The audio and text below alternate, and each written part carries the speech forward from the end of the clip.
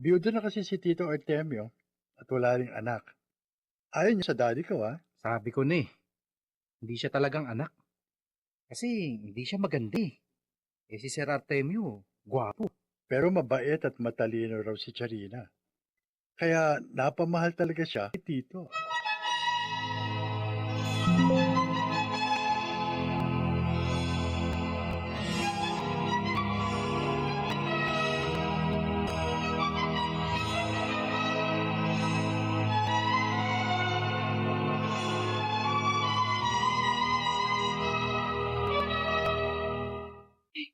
Umiyak pa rin kayo, Daddy. Huwag na kayong pumunta sa office ngayon. Magpahinga na lang kayo rito. Anak, marami akong mga meeting ngayon. Marami rin mga babasahin mga papeles. Sobra naman kasing sipag niyo eh. Kaya kayo nagkakasakit.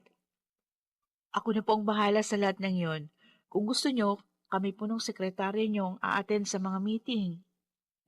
Talaga, anak? Opo. Hindi ka ba mahihiya? Kasi dati sabi mo nahihiya ka sa mga business partner ko. Kung para po sa inyo lalakas ang loob ko. Basta, magpahinga lang kayo ng gusto ha, para gumaling agad kayo. Kasi, ayokong mawala kayo. Oh, salamat, anak. Ramdam ko ang pagmamahal at pag-aalala mo sa akin. Kulang pa nga yung mga ginagawa ko, Daddy. Wala pong katumbas ang mga kabutihan niyo sa akin. Oh, bakit ka umiiyak? Kasi ayokong nagkakasakit kayo. Oh, anak, huwag kang mag-alala. Gagaling din kaagad ako. Sasabitan ko pa ng medalyang magna cum laude kong anak, di ba?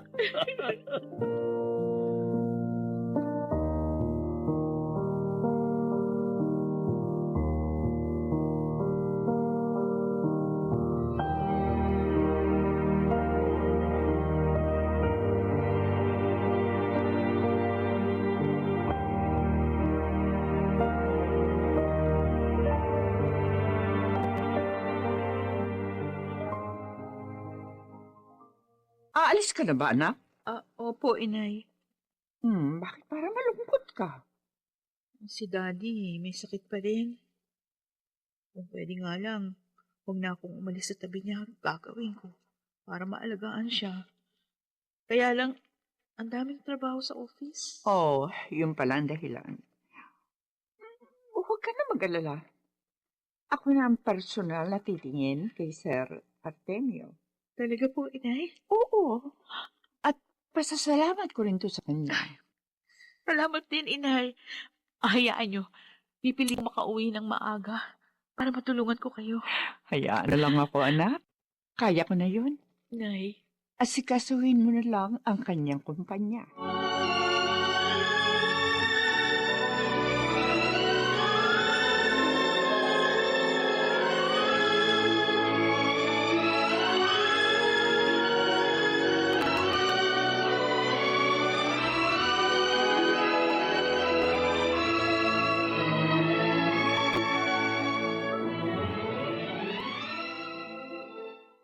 Sir? Sir Artemio, lunch na po.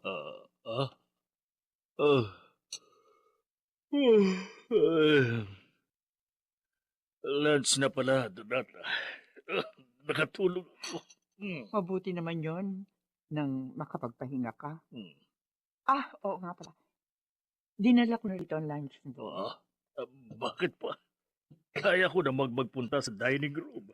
Dito ko na lang kumain. Para complete rest ang magawa mo. Salamat, Donata.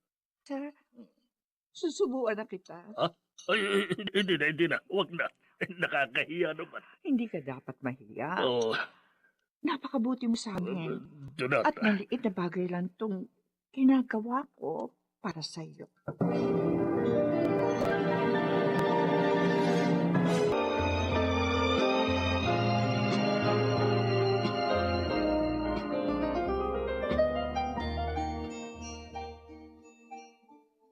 Ikaw pala, Adrian. Mukhang busy ka, Charina. Medyo. Kasi ginagawa ko yung ibang paperwork ni Daddy. Oh, wala pala rito si Tito Artemio. Oo. 2 araw na siyang may sakit. Nandun lang siya sa bahay. Oh, I see. Kaya pala ikaw ang gumagawa ng mga yan. Oo, para mabawasan ang hirap ni Daddy. Kasi naaawa na ako sa kanya eh. Sobrang sipag. Oh, I think pareho lang kayo. Ang sipag mo rin eh. Napakalaki ng utang na loob ko kay Daddy. Kaya gusto ko siyang matulungan. Lahat gagawin ko para mapasaya siya. Napakabuti mong anak. Pwede ko bang madalaw si Tito?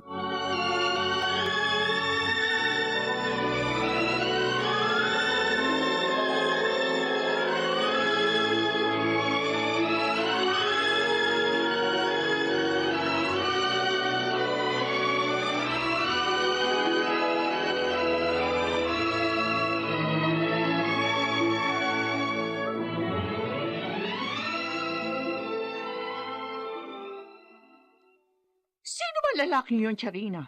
Ay? Bakit dinala mo siya rito? Alam mo naman, may sakit si Sir Artemio.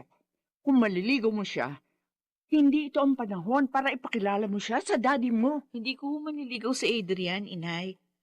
Anak siya ng best friend ni Daddy Artemio. Ah? Anak ng kaibigan ni Sir? Oho. Gusto niya kasing dalawin si Daddy. Oh, ay naku, pasensya na, anak. Akala ko kasi, pasensya na talaga. Huwag niyo nang isipin yun. Alam ko naman na inaalala niyo lang si Daddy. Tama ka. Kasi hindi siya dapat na magalit. O kaya sumama ang loob sa'yo. Napakalaki na mawawala sa iyo pag nangyari yun.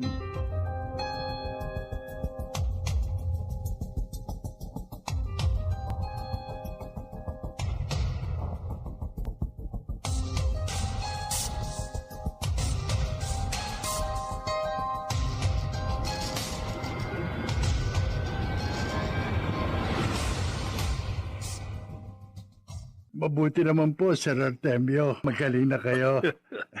Oo, Militon. Ilang araw din akong nakulong dito sa bahay. Inip na ako. Oh, pero dapat, Sir, maging mas maingat na kayo. Talagang gagawin ko yun. Alam mo, dahil sa pagkakasakit ko, na-realize ko na iba rin pala kapag may asawa kang nag-aalaga sa'yo. Oh? Bakit to? Nakukulangan ba kayo sa pag-aalaga ni Charina? Hindi naman. Pero siyempre, kapag ipinaasikaso ko kay Charina ang mga negosyo ko, wala nang pag-aalaga sa akin. Kaya siguro panahon na Para ano po, Sir? para muli akong mag-asawa.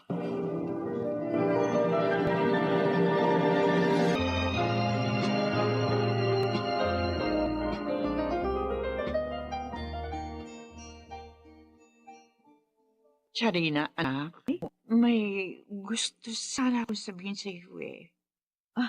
Ano yun? Meron bang problema, Nay? Kung kasi magpapatulong sana ako. Tulong. Ano pong tulong?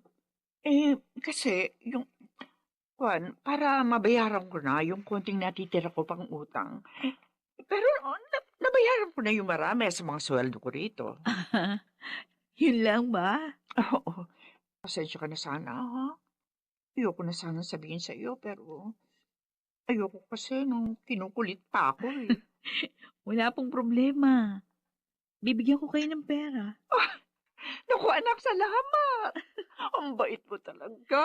Magkano bang kailangan nyo?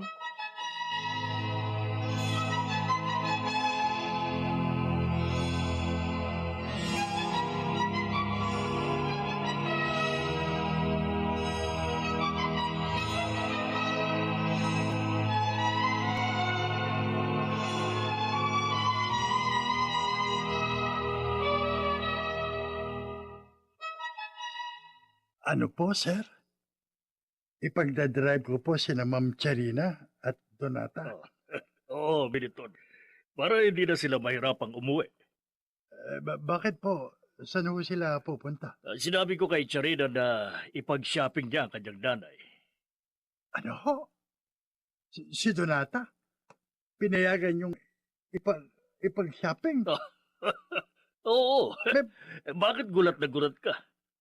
Pasasalamat ko yun sa kanya dahil sa matyaga niyang pag-aalaga sa akin nung may sakit ako. Kaya lang, O, sir. sige na, Milton. Maganda na. Tatawagin ko na si Charina. Oh, lagot. Mukhang napaamo ni Donata si Sir Artemio. Oh, hindi kaya siyang dahilan? Kaya gustong mag-asawang muli ni Sir Artemio?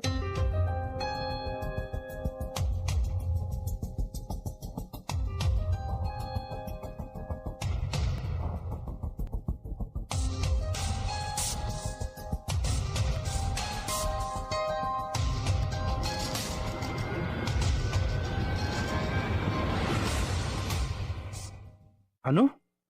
Gusto mo makipagsosyo sa business ni Sir Artemio? Ay, bakit ka nagulat, Ronald? Nagtataka lang ako eh. Parang bigla naman kasi. Hindi. Pinag-isipan ko ito. At nakita ko na mas gumaganda pa ang future ng business nila. Of course, dahil yun kay Tito at kay Charina. Kaya, naganyak akong makipagsosyo. Yun lang kaya ang dahilan. Ano ibig mo sabihin, Ronald? Baka kasi interested ka sa Charina na yun eh. Bro, maawa ka naman sa sarili mo. Hindi siya bagay sa'yo. Gwapo ka at hinahabol ng mga babae. Samantalang siya... Stop it, Ronald. Ganyan ka na ba ngayon? Mapanghamak ng kapwa? Pasensya na. Yung kabutihan mo lang naman ang iniisip ko eh. Sigurado, pagtatawanan ka ng mga kakilala ninyo. Wala akong pakialam sa iisipin at sasabihin nila. Basta ako, walang ginagawang masama. Negosyo lang. Wala nang iba.